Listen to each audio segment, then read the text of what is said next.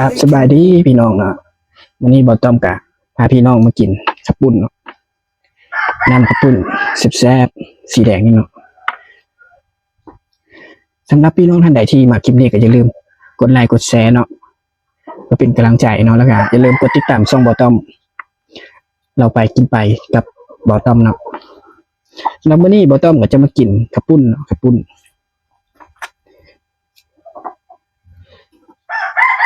เดี๋ยวเราจะมาเริ่มกินกันเลยเนาะ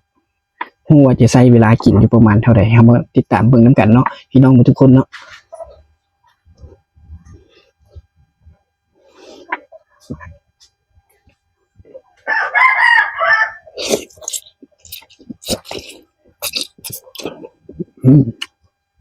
แซ่บ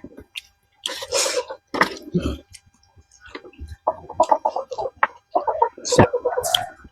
เผ็ดพี่น้องพริกเผ็ดถึงใจ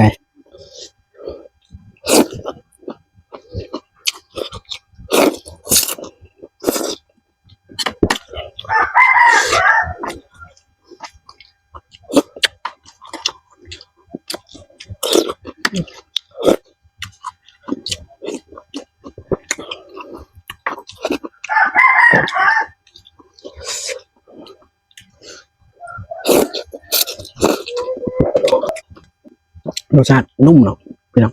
นุ่มชุ่มหอมกินแล้วรู้สึกแบบเส้นดีดังดี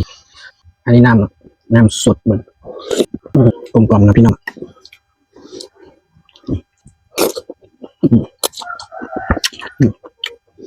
อันนี้มันตอนเลือดนะพี่น้อง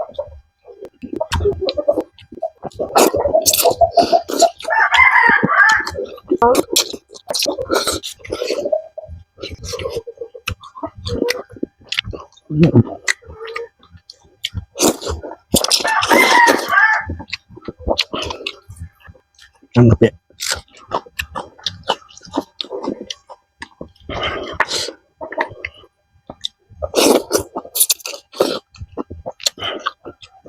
จับ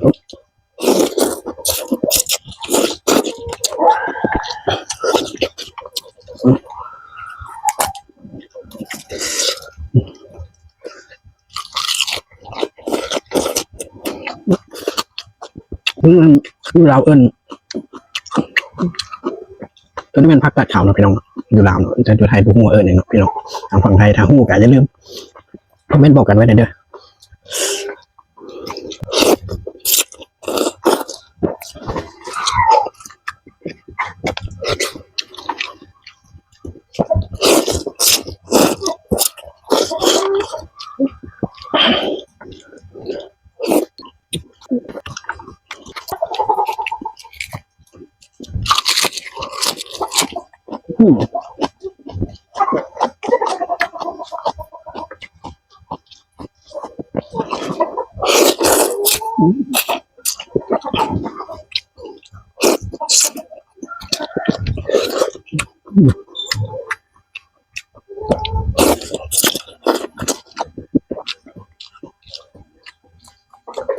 ครับพี่เนาะ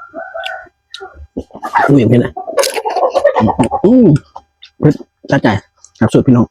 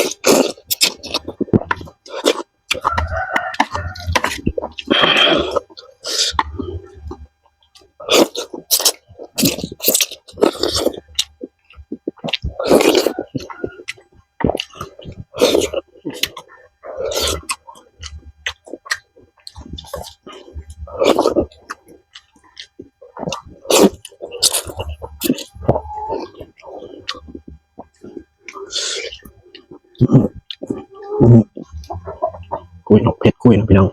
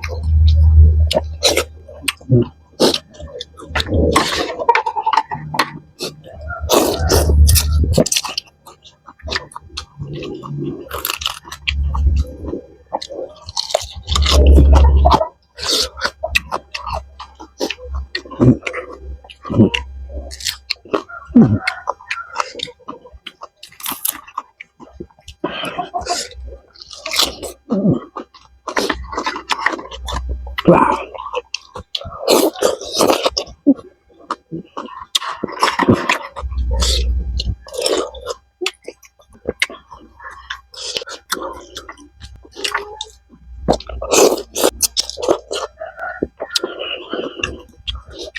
แซ่บแซ่บสุดเลยน้อง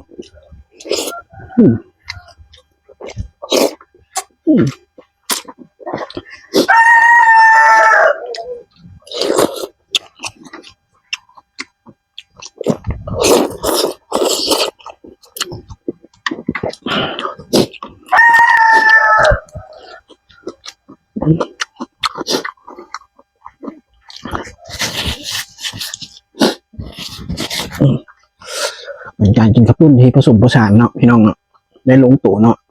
มีเผ็ดจำกะปิเนาะราคาผักไว้ตัดเนาะพอดีเข้ากันหักสุดพี่น้อง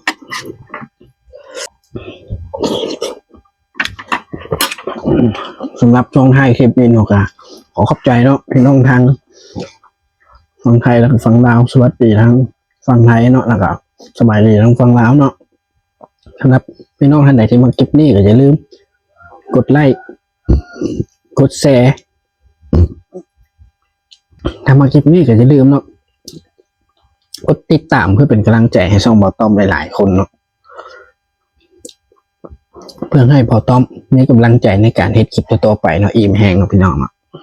คลิปนี้จนเอื่อมเนาะแล้วจะ